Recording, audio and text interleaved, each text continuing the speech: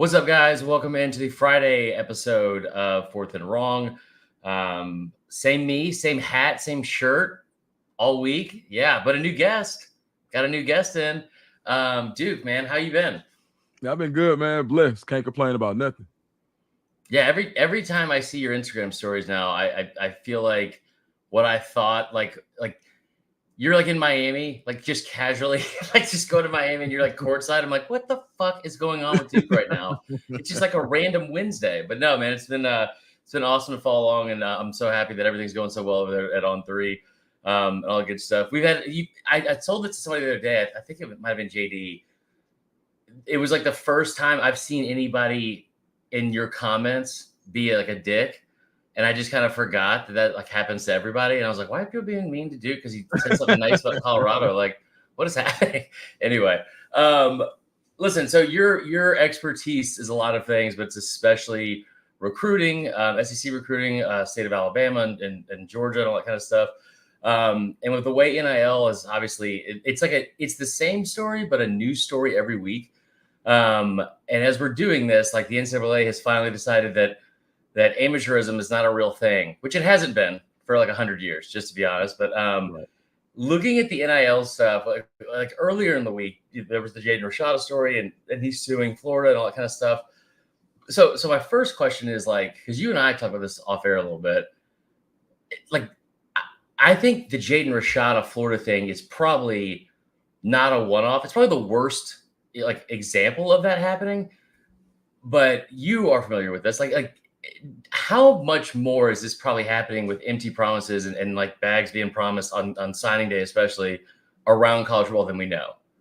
Yeah, it happens all the time, and you can just tell in the transfer portal. Like there were so many guys in the portal that didn't get what they were promised, and they got the hell on. Like it wasn't even close. It was like, all right, I didn't get my money, I'm out. Like they just got there, right?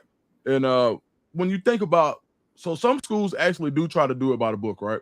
And the third party collective can tell you things that are not that the school, or the third party collective can promise you whatever they want to. Yeah. And if you decide to sign with that school, then I'm sure there's a level of plausible deniability that goes along with that. Right.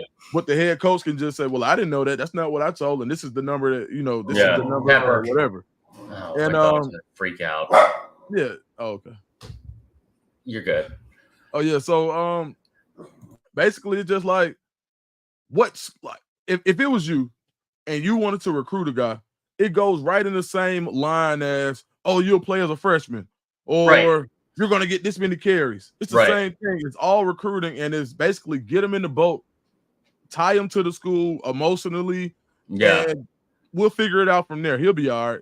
And Jalen Rashada just took a stand and was like, bro, I'm not going to that school if y'all don't pay me. And he didn't. And now he's doing.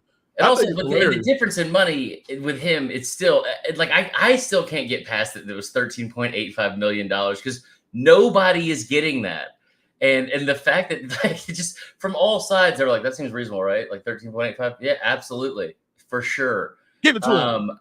I think that like one of the things that you like, I've been saying this all week too, is that like it is the same. We like 8-10 years ago, it was playing time. It was like, running backs like Derrick Henry, like how many carries you're going to get, all that kind of stuff.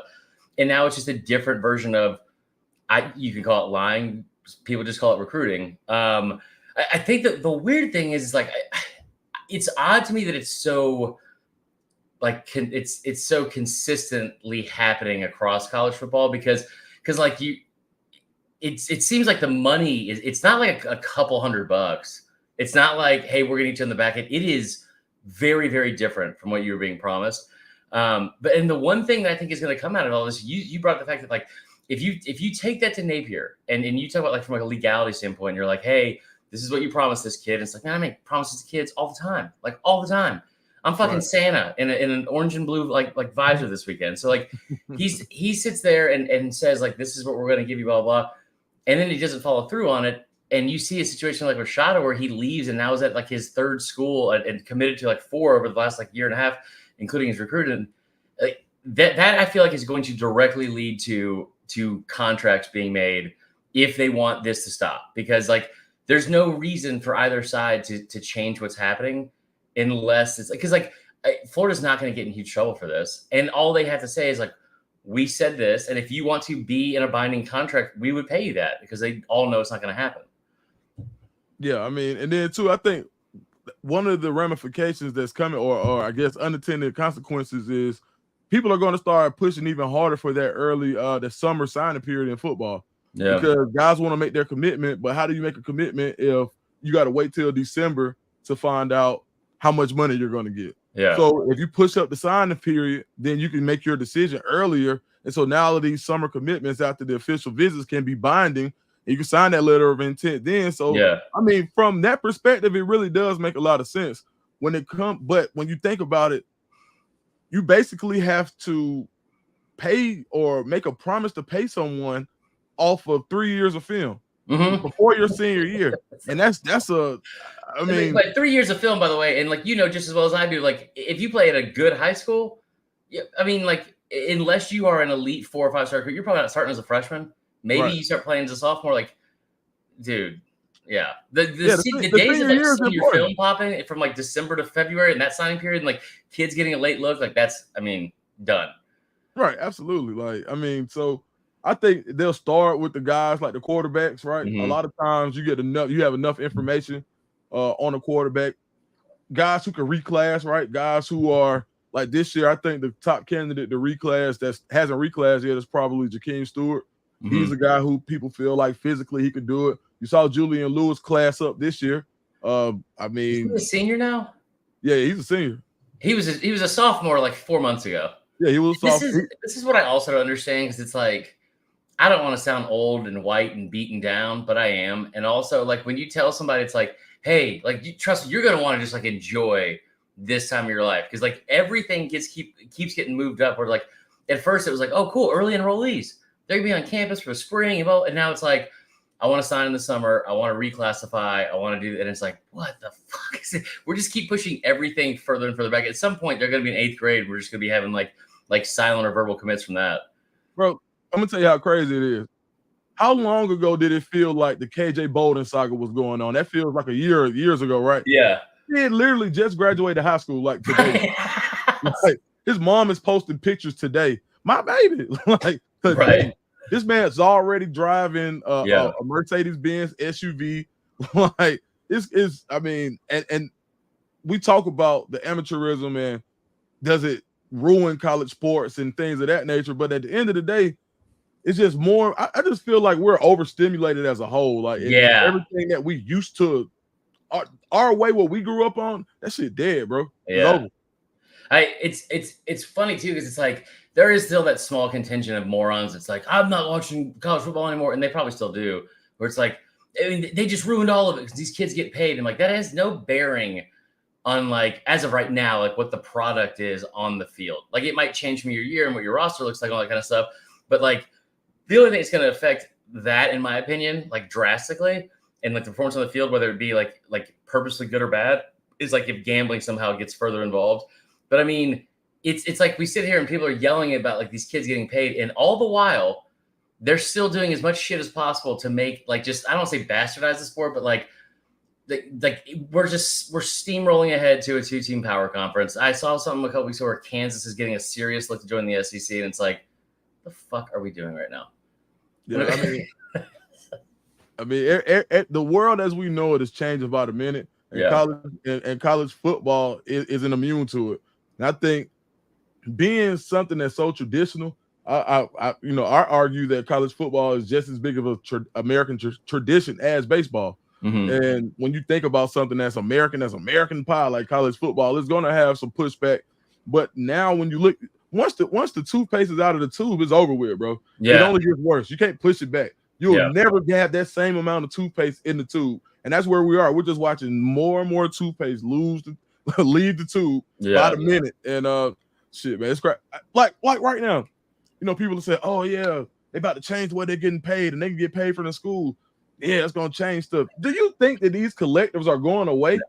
No, bro, no. They just gonna get more money. Like, they're also just started. They also just started. So it's like, dude, everything in college football is run, in my opinion, through some level of like back alley stuff where it's like sure, you guys can be in charge, but this is what is going to happen. And the people that have taken power in college football, especially since the NCAA has been like people finally called the NCAA's bluff. I mean, like it's just like like they were at like a face off or something like that. And it was like, oh my god, are they about to like swing on each other? And NCAA was like, you better not. I'm serious. Like, up there, and it's like, what the fuck? It's like I've been scared of this guy the whole time. Yeah, exactly. Right. Like I think that I think it's funny because it does seem like you said the toothpaste out of the tube. By the way, one way to make the toothpaste stay in the tube, just leave the cap off on accident, like I did earlier this week, and now I can't get any of the toothpaste out. So that's great. No, I think it's like I'm hoping all of it's gonna be fine. We'll see. But you're right. The NIL collective stuff has just begun, and it's so much funding and resources that they put into it. That'll lead us into like the next thing I want to talk about. And like this is, we don't have these numbers for sure in front of us, right? But we talk about this off air. Like if you were to rank either 1 through 5 or 1 through 10, just in order of most money to least, what are the rich rankings of the SEC NIL collectives? It's hard to get into like specific numbers, but I know like the haves versus the have-nots. Mm-hmm. And when you, I can just say, I may do it in tiers. Like Ole Miss got a bag. Yeah. Auburn's got a bag. Tennessee's got a bag. Yeah. Florida's got a bag. Crazy. Those 4 schools for sure, they all are going to compete at that high level for. Like you think LJ McCray didn't get a bag to go to Florida, and when you look at the schools that were around him, you look at a school like Auburn, who was up until signing day, they thought they had a really good shot at him. Ole Miss, Cam Franklin, he got a bag to go to school NIL, I'm sure of it. But look at the schools who were involved: Florida, Auburn, Ole Miss, like the same guys. And when we're hearing that, hey, a defensive lineman is going to cost you $800,000. And then Ole Miss when they got 3 of them. They got them early too. See, I still say that this is like, I mean, you played sports, like you've been in locker rooms. I say this all the time. People don't get it, like unless you've like been at that level. I don't care if it's high school or college or pro. Not everybody in that locker room likes each other. And that's a lot of different personalities, a lot of different people trying to be alphas, like all that kind of shit. People get sensitive around money in general. And when you sit here and you talk about how like, I thought Brian Kelly nailed it. I thought Brian Kelly nailed it when he brought up the whole fact about how he's like, what does that look like if we bring in this kid, one of these, like one of the best D linemen in just the second portal window, not like of the whole cycle, not in the country, just the second portal window. If I bring him in for a 3-month mercenary lease on him to play for us, and I say, hey, you're going to get as much money as Will Campbell, who's a 3-year starter and going to be a top 5 pick and is like the heart and soul of this like team, what does that say to the rest of the team? Yeah, I mean, it's rough. And think about this. I remember there was a Ohio State coach, and he said, and this is at a school on a school visit. I happened to be privy to the conversation. And he was like, "Bro, I'm the least paid person in my room." I'm the least paid person in my room.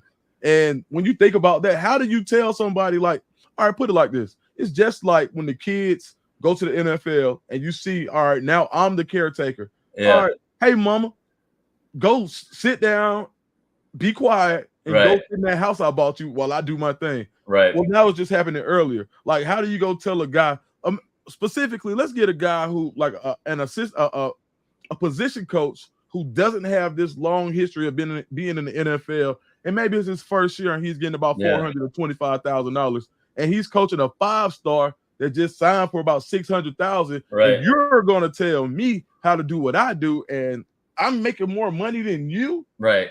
And I can barely see rated R movies. Right. Come on, dog. So it's a trip, man.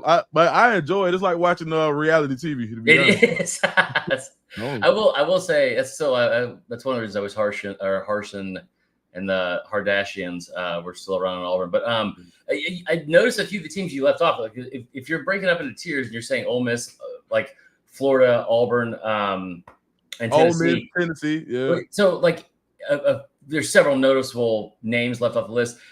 Texas has to be up there. I have zero doubt that Texas is up there for sure. I always forget about Texas. Texas got a bag, and so does Oklahoma. Right.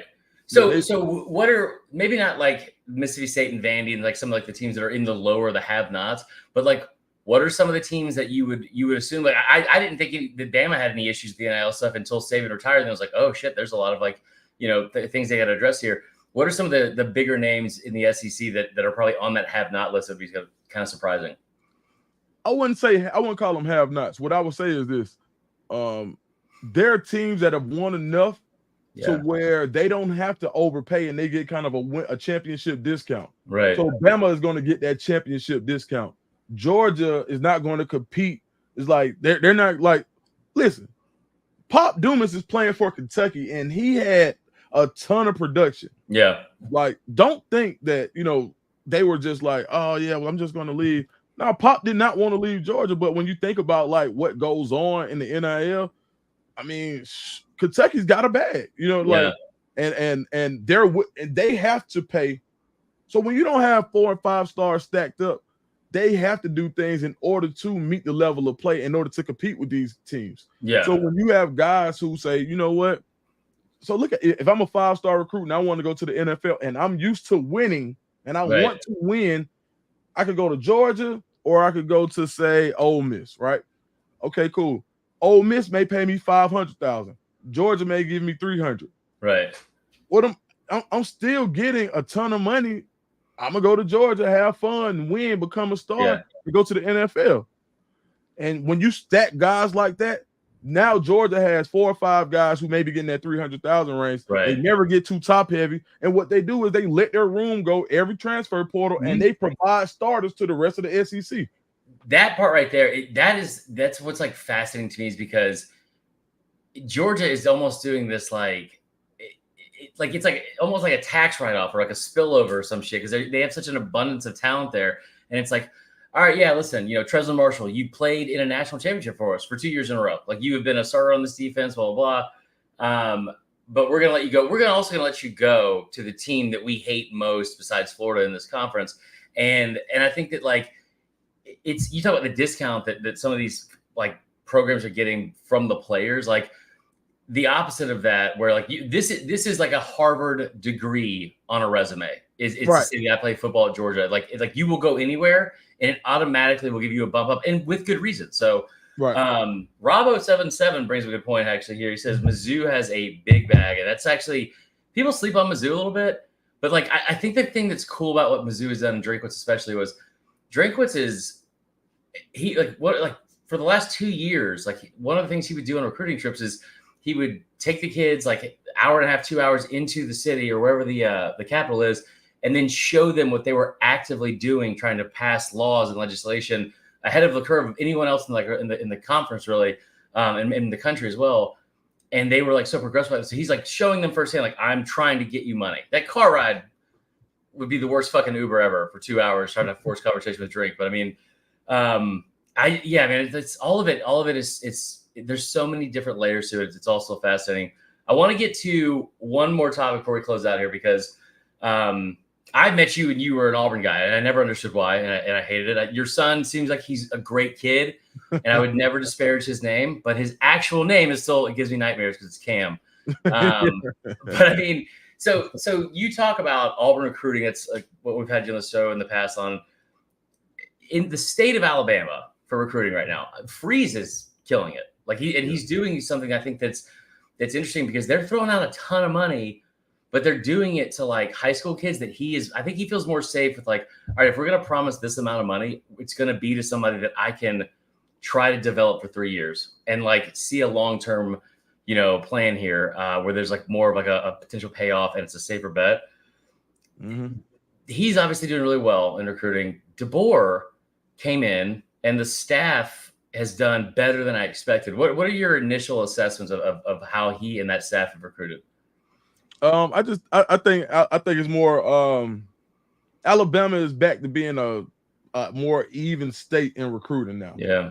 And I think Hugh Freeze has done that single-handedly. But I think the board really came in and proved a lot of people wrong. Mm-hmm. It was like, how is he going to, I guess, kind of ingratiate himself to these Southern Baptist fans, and how's he going to get into the high schools, and is he going to have to make up a fake accent like Chip Kelly? Like Brian Kelly. Yeah.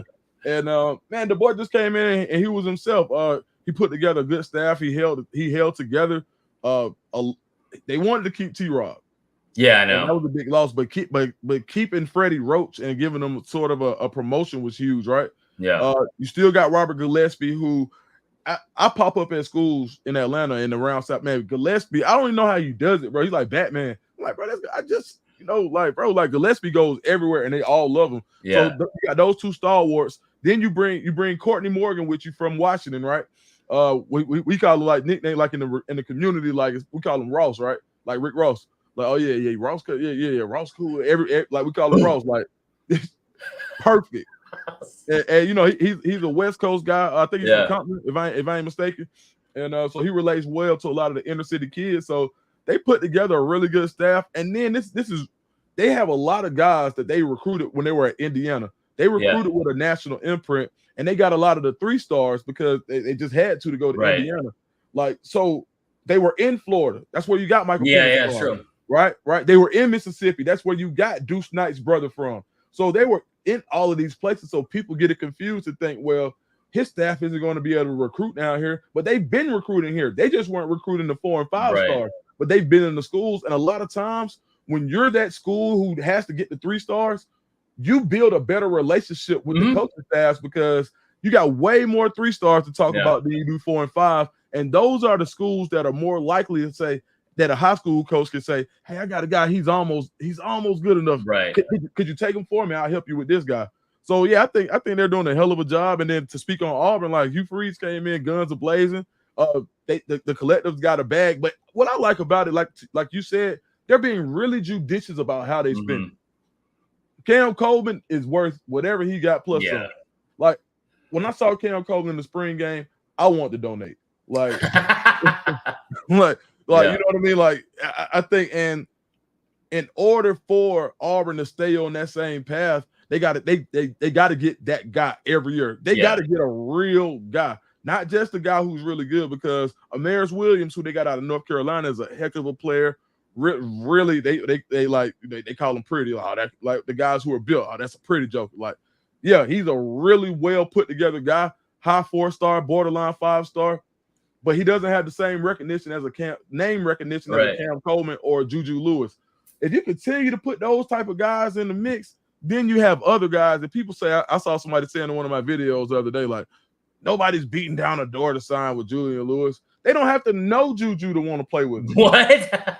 Like they don't have to know him. Yeah. Like, bro, he got to deal with Travis Scott, bro. Like it's almost just by association that Auburn gets that name. Like, oh, like when you get to the early 2000s when Auburn was the place to be when Bama was on probation for that little while or whatever was going on, right? For sure. It was, they were on probation for a lot of times. Also, I haven't been able to get this out of my head ever since you brought up his name, but shout out to Rick Ross for one of the greatest lines in rap history when he said, "Whoever thought that fat bitch would turn into Oprah?" What an incredible story from Push It to the Limit. So I will say this too. Like I'm high on Auburn this year because of that. And if you look at the history of SEC teams, and I'll include Bama, even though it's a little bit different because they went on this like generational run, and the dynasty started there. But if you look back at different times in like recruiting and SEC history where teams started to peak, South Carolina's a good example. Like the late 2000s, early 2010s in the state of Alabama, Drake Kirkpatrick, Christian or D Milner. Like those are a few of the 5 stars. Like off the top of my head, there was a ton more that came out during that time. A lot of them on defense, especially, and they were all in state. And Bama was able to get a majority of all of them, and then start building from that, which is like I think you get a leg up. You look at South Carolina when they had their best run in program history from like 2011 to 2013. Talk about Clowney and Gilmore and Alshon Jeffrey and all these dudes that like from a state in that like situation that doesn't produce a ton of elite recruiting talent, but they did in this like little cycle. And now you look at Auburn, it's like, man, they got Cam Coleman, they got Perry Thompson, they got like, and nobody's even talking about Perry Thompson. Like in what you said about how the high 4 stars, like a lot of times those are the difference makers. Like Devontae Smith wasn't a 5-star, right? He played next to some, but I mean, like I think it'll be interesting either way. I do think that Auburn's going to be good. I kind of want you to still do a bold prediction, but the last thing I want to say before we get out of here, because just hear me out, because I'm not being crazy when I say this. All right. I think a lot of Auburn fans and people in the program and all that kind of stuff have a longer leash with Hugh because of how awful the situation with Harsin was. So he's going to get way more of leniency and stuff like that, because of how awful it was just a couple of years ago. That being said, it's not like this program is one that is traditionally very rational or calm or patient at sometimes with their coaching, their coaching hires. We're going into year 2. I've thrown this out here before.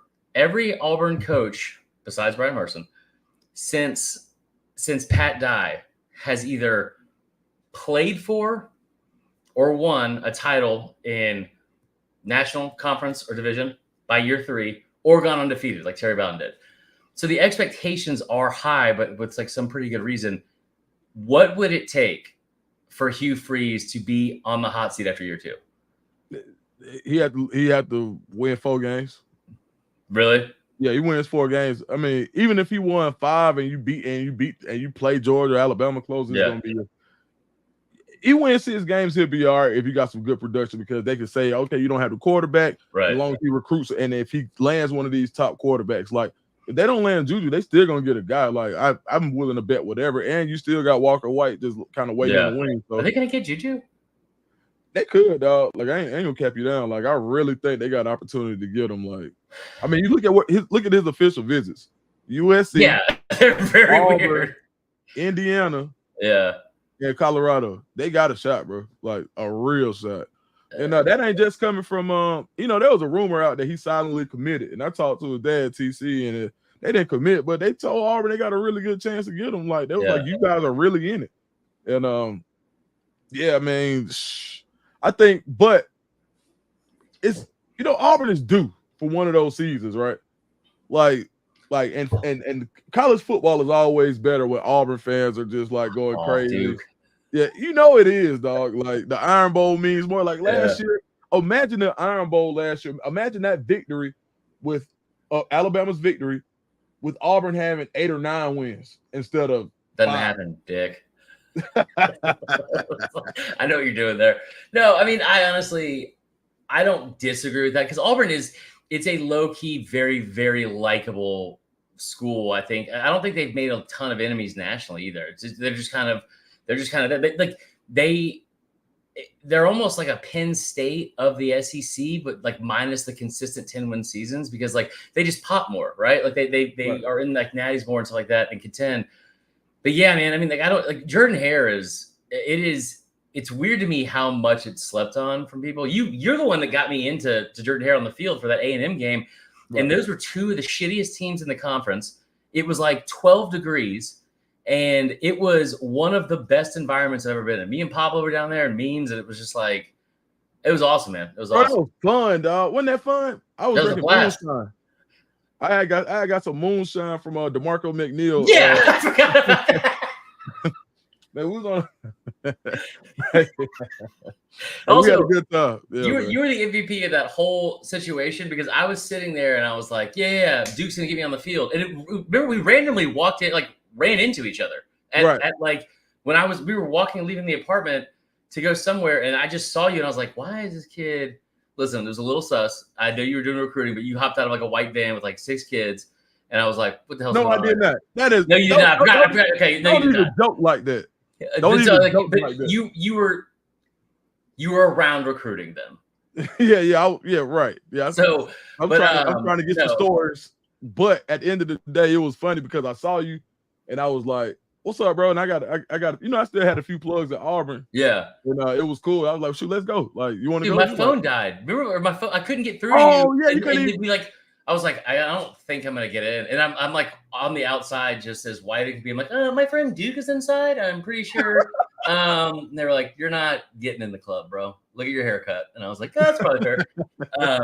But no, it was a blast, man. It was a blast. So anyway, dude, I appreciate you coming on. I'm so happy for everything that's going on like over there on 3 with you and that good stuff. And if you guys listen, I know we have a lot of our listeners have heard my story and all that kind of stuff. Duke is a really, really inspiring dude, a great story as well. So you guys make sure you go check him out and listen to his stuff. Tell everyone where they can find your stuff, man. Yeah, Instagram and Twitter at Dukes D Scoop. I'm on 3 Recruits page, and I literally jump on any show. If somebody asks me to jump on the show, I'll say like that. Yeah, I like not like this. This is a real production.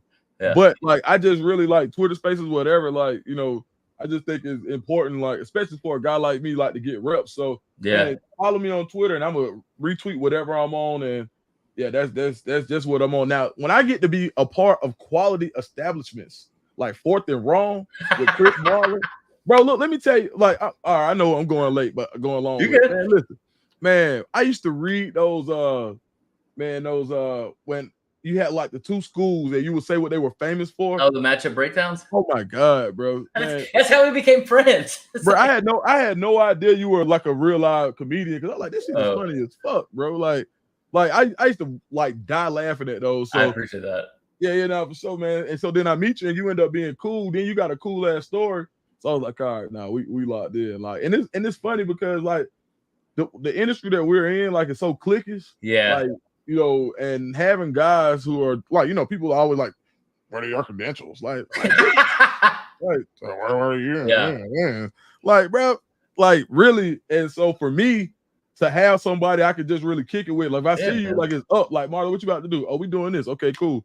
And I don't try to know nobody, like I hate in that way, because a motherfucker will sit act like they'll try you and be like, yeah, I gotta go over here because I'm covering this kid. I'm like, bitch, you 18. Like, who did this stuff? Like, you know what I'm saying? Like, stop playing with me like you finna go interview the president. Right. Like, And so now it's fun because like I feel like I represent guys who just want to take a swing at it and take a shot at it, and it works. You too, like, bro, like when you told me your story, and I'm like, oh, where you at, Dantana's?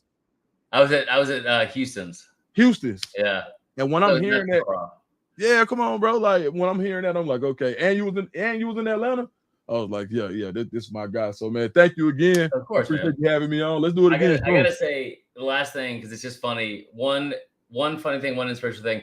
I remember being on Feinbaum and posting something about it, and you messaged me on Instagram. You're like, man, one day, like I'm gonna go. And I was like, yeah, you're 1,000% gonna be on there.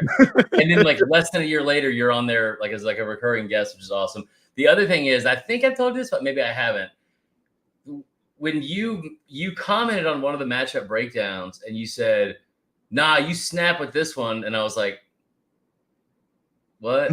Does that mean? So I had to go ask somebody what it meant. And they were like, it's a good thing. I was like, okay, cool. Nah, you did. I was like, nah, you crazy. Yeah, man, because man, I like good people, man. So I'll do this shit all day. Like, and the think that like we get to do it. Like last night, bro, I'm on the Tito's and I'm like, bro, damn, I get to wake up in the morning, go see my son graduate, and I'm gonna jump on the podcast. Yeah, I'm on the Tito's, and I'm doing emotional tweets. Hey, y'all, I saw that. Thank y'all. It was like an hour and a half after you canceled our show, and you were like, I tell you what, and I was like, this motherfucker should have been on here telling this whole story live. Yeah, man, we've all been there, dude. We've all been there with the emotional tweets. Yeah, man, it's cool, man, because I'm really just in this bitch like, bro, this time last year I was working in a warehouse, bro, in a stinking ass biomedical hazard, bro. Like, let me tell you how bad that shit was. Like, and I'm thankful for the job because I was the man. I ran the whole plant, bro. My week of training, they had different animals on a whiteboard, and you basically put into a pool and you had to pick an animal, and they was like, all right, well, guess what this is for? I'm like what? And they were guessing what dead animal was going to come in a chopped up trash bag from a zoo, because every time they got the zoo shipments, it would be a different animal. So one time it was a fucking dead rhino, and you won't believe what this. I don't believe it right now, bro. Let me tell you. And first off, what is the phrasing zoo shipments? Like, that's a casual thing that I should just know what that means. Bro, like, think about this. Like, so the company I work for, it's like high class trash. Basically, love that. Anything you cannot just take to a landfill because it's a biomedical hazard, you have to pay a premium amount in order to dispose of it. So my job was to send guys out, find incinerators. There's an incinerator in Huntsville, Alabama, that literally burns it. Chemotherapy waste from oncology centers. The nastiest shit, COVID testing centers, the nastiest shit you can imagine. That's what my guys had to deal with. And so, bro, you're not gonna believe what was in these damn trash cans. Literal monkey shit. Yeah, that's not as bad as the Rhino, to be honest. The shit is not nearly as bad as the Rhino. No way, bro. A 96-gallon tub of monkey shit. 96 gallons of Herbie Kirby full of monkey shit. Bro, I could not get that smell. I was in a nice air-conditioned office. Yeah. I couldn't get that smell out my shirt for weeks, bro. Like, yeah. I was like, bro, I was making my exit as soon as I started. I was like, man, fuck this, bro. Right. I got to do what I got to do for Cam, but shit. Yeah. So I wake up with genuine gratitude there. I'm like, Lord, thank you, Lord. That makes a lot more sense now. I was just making mojitos for people for 8% tips. That's all I was doing. I was I making bad puns to Future and dude, I remember one time we had Future come in and it was like random afternoon and he was sitting in the corner of this corner booth. It was just him and two girls, and it's like slow, right? It's like lunch shift is like cut down in half. And I remember he ordered all of his food at once, and I was like, "Would you like the spinach to come out first, or would you like it at the same damn time?" And he's like, "Can you fucking leave me alone?" And I was like, he did not laugh whatsoever. Like he was just like, it was the funniest thing. I tell you, the funniest thing. We'll close on this.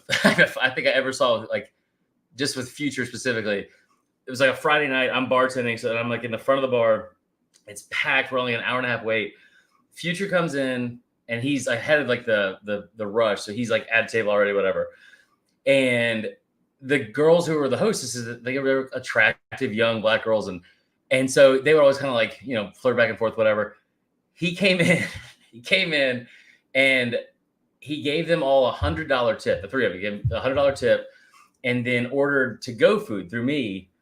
And I was like, okay. And he goes, this is exactly what I want. And he put it in. And so as he's leaving, he hands them all $100, comes up to the bar, grabs the to-go bag. He ordered a chicken tender platter with fries. It's like off menu. Hands each of them a box of chicken tenders and fries. Yells, chicken wings and fries, we don't go on dates, as he walked out of the fucking restaurant. I was like, this man just cite his own song. And it was incredible. It was incredible. Bro, like, all right, I'm going to tell you something. I ain't never told nobody this, like in this arena. Bro, me and Future were like, they're best friends for about 6 months. Yeah. Like, and if you go on YouTube, we got a song from like 2011. Me and Future. Like, no BS, bro. And so that's a better story than what I told. I wish we would have led with that. Bro, Lion did a pair of everything, but now, man, like Future literally, like, and Future literally had his own language. This ain't new. Him, like, the story you told is so funny to me because it was like, bro, like, I think at the time the first mixtape, Racks on Racks, was out, Tony Montana, during this time period. Yeah. And he would, and before we knew it, he was already quoting stuff. He was speaking like you just said. Yeah. Like he would say stuff that we were like, we always used to joke, like, but this man got his own language. Right. But he was literally all the time. Yeah, he was literally quoting his own songs that weren't out yet, bro. So now, man, like, but yeah, I'm gonna send you a link, and don't tell nobody either. If they find it, they find it. But I'm gonna send you the link, bro. One of the reasons I love Future so much is because he's like every fucking dude. He's like every fucking white dude I went to college with. Like, he's like constantly like geeked up on Adderall, and then he's coming down from like whatever to take the edge off. He is so toxic when it comes to his relationships. It's incredible. But yeah, he's good, man. That 2015 run he had, Roaches Everywhere, I forgot to take the trash out. Just a fantastic time. So those are the only two rap songs I know. I've quoted them both. I appreciate you coming on here, bro. We'll start doing this again, man. Maybe we just set up doing something like consistently during the season, and we'll just have you on like once every 2 weeks or something. Man, like, it's the only show I go on and curse on. So, like, bro, like, no cap, bro. Like, it's not another show that you can't make me curse. Everything else is, by the book. Because, I'm like, shit, I'm so happy. Like, how the guy who just barely gets in the club don't do shit because he ain't trying to get put out? That's me. Okay, like, fair. Yeah, fair. I'm not trying to get put out. So, I don't think nobody would be mad about me coming on here talking shit with you. So, bro. No, but from a almost professional that I could consider myself, I will give you some advice. And I'm not great at being professional at all. I wouldn't talk about the dead rhino, moving forward. I wouldn't have that be a part of any of the content. I enjoyed it. but it just okay. Okay, cool. That's an easy one. Let's act like it didn't happen. All right, perfect, dude. All right, I'll get at you soon, bro. All right, sure. All right.